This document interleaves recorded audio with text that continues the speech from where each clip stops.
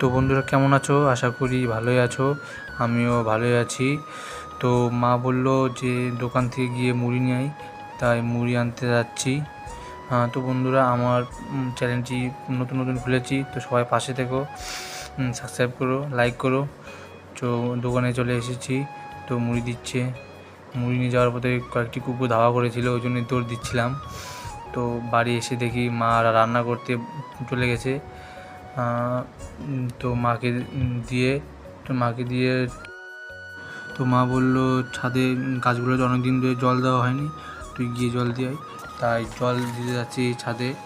অনেক দিন হয়ে গেল গাছে জল দেওয়া হয়নি, গাছগুলো শুকিয়ে গেছে। তো গাছে জল দিতে যাচ্ছি। অনেকগুলোই গাছ আছে, তো দেখা যাক কী অবস্থায় আছে গাছগুলো। অনেকদিন ধরে দেখিনি, কারণ আমি বাড়ি ছিলাম না। দেখো গাছগুলোর মাটিগুলো শুকিয়ে গেছে অনেকটা, তো জল দিচ্ছি অনেকগুলোতেই।